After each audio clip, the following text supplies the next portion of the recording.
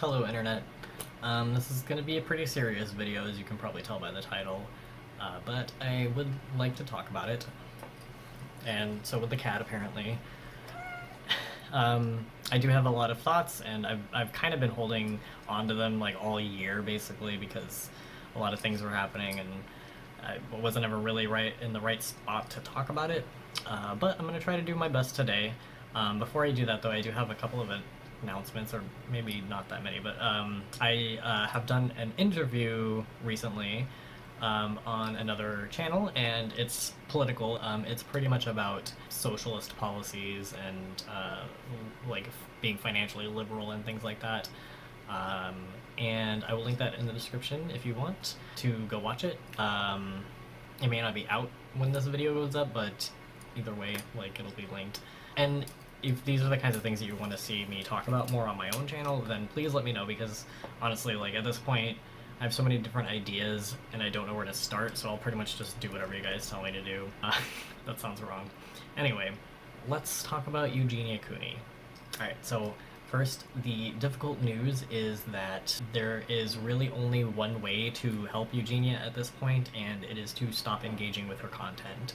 YouTube is probably not going to ban her, unfortunately, because I do think that a temporary ban from social media would actually help, but it's a very difficult and nuanced situation, and it's really a question of their authority as a company in terms of other people's well-being and mental health, and they're really not in charge of making decisions like that for adults, so it's understandable if they don't.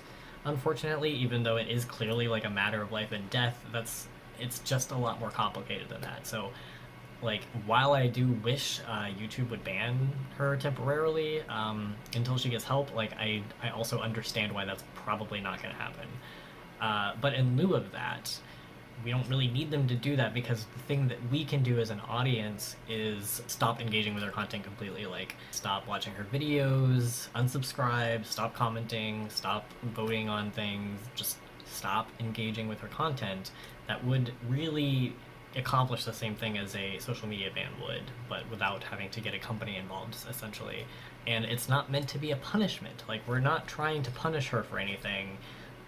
It's just that as long as we continue to engage with her, she's going to continue to get attention and validation, and therefore she's going to continue to have her disorder, or at least feed into it.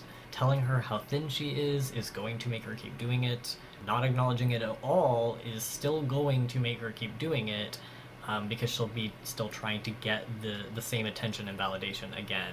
The only way for her to actually stop is if she was, like, disallowed from posting until she's actually better, which is going to take a lot longer than 6 months. It might take it, like, years.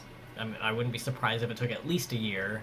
But by speaking with her and engaging with her content, but even ignoring what she's clearly going through, you are still giving her a reason to continue to do it, because you're there, but you're not pointing out how she looks, so she will probably just continue to look more and more extreme until people do point it out. That is something that is a common response for people with eating disorders, which is unfortunate. So really, like, it's not enough to just stop commenting on her weight. You have to completely leave.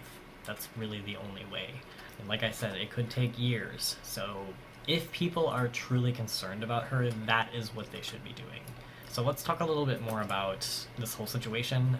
First of all, her mother is abusing her, or at least was abusing her. We don't really know if she still is or not, but I can tell you for a fact that she was at least abusing her up until she was an adult, because Eugenia is currently 26 years old. So 8 or 9 years ago, give or take, she was a minor. So that means that her parents had full control over her legally, and they had the authority to put her into a recovery clinic whether she wanted to go or not. Or at the very least, they could have taken her to a doctor that would have obviously been very concerned with her weight at the time, and she was visibly unhealthy back then as well. So clearly they did neither one of those things. So at best, they are negligent, and at worst, they knowingly ignored it.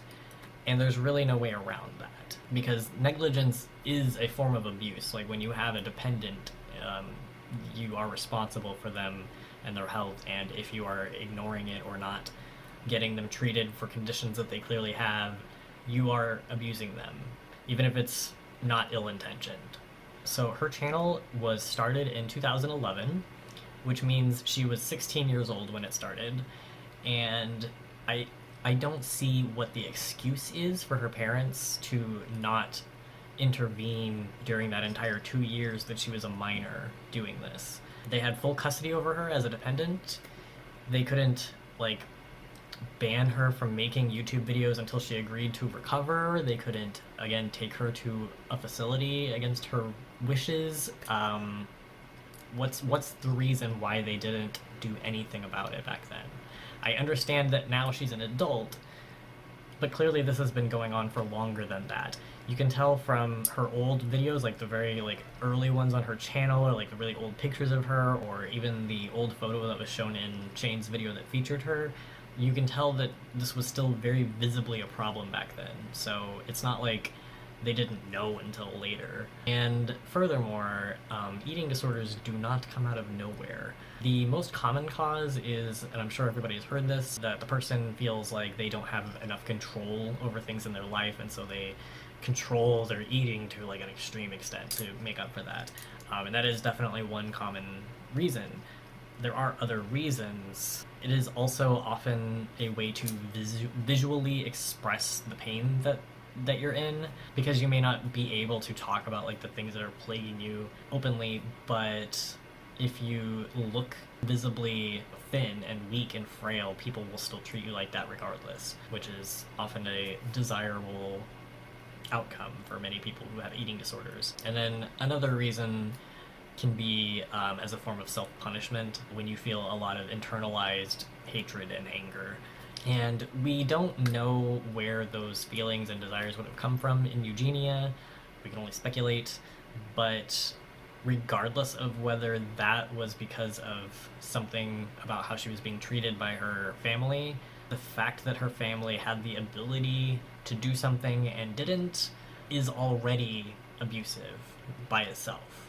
That's just, there's really no other way out of that. I'm sorry, like there's no excuse. To me, it's very interesting that she's so specific to be nice to everyone no matter what they're saying. That doesn't seem natural to me.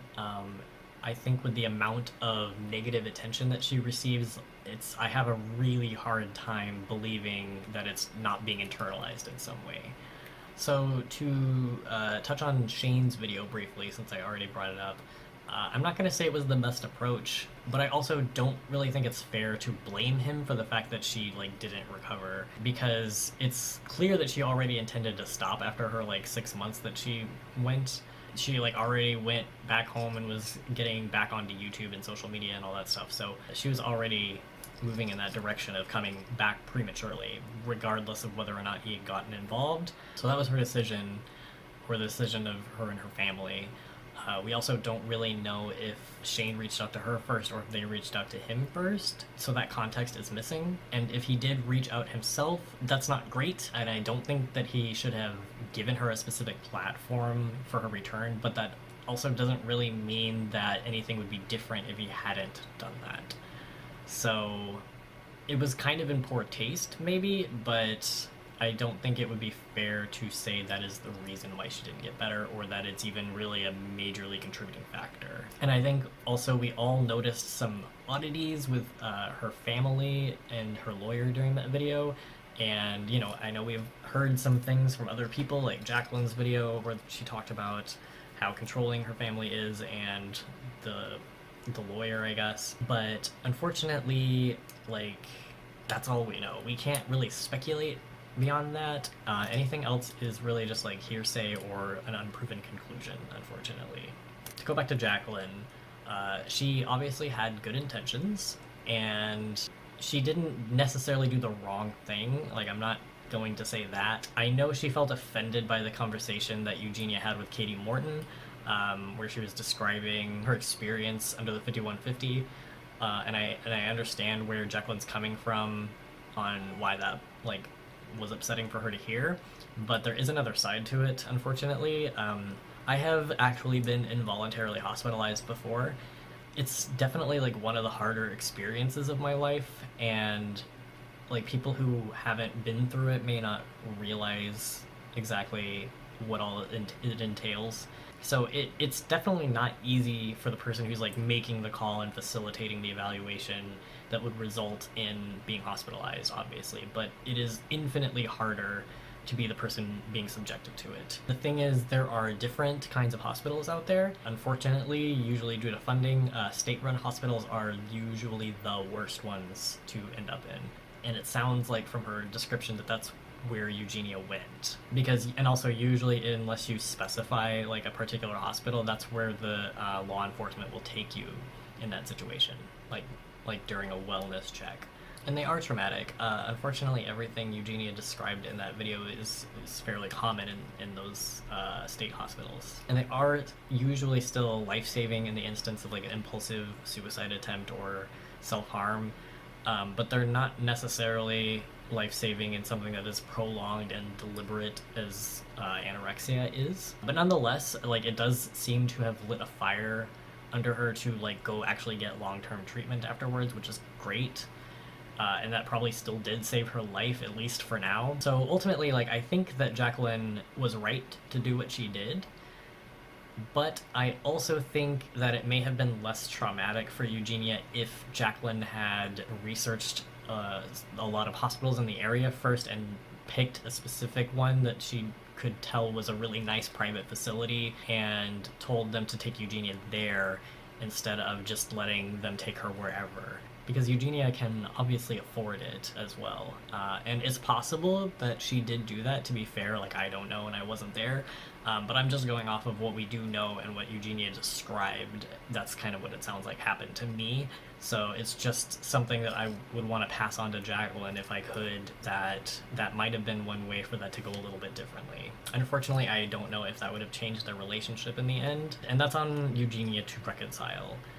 She has obviously no problem excusing people who are being vitriolic and verbally abusive towards her and, you know, being friendly towards them in return, but then she holds a grudge against a friend of hers that clearly loves her and wanted to save her life. And I hope one day Eugenia does recover, because if she doesn't, like, she's not going to have a long life, which is sad. I think she's a beautiful and very kind girl, but Jacqueline cannot save her, and neither can Shane or you or me. Only Eugenia can save herself at this point. But I do think that the best way for us as a whole, as a community, to encourage her to do that is to completely leave her alone. To stop watching her videos, stop commenting, stop talking to her on live streams, just stop and back off. Like, I care about her as a person. I think she seems really nice, but I have not and never will subscribe to her content, because I don't think it's likely that she will ever stop if she's continuing to get the validation that she wants out of it indefinitely.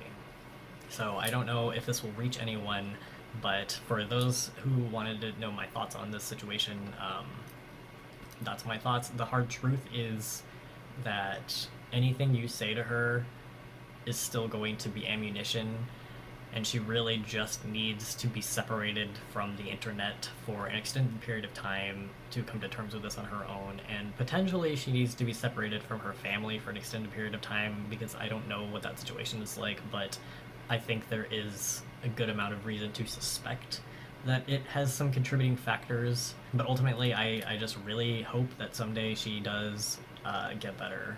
Please leave a comment below about what you think about this situation and whether or not you're willing to completely disengage with her content. Please like this video, subscribe to this channel, and please try to take care of yourselves. I'll see you next time. Bye.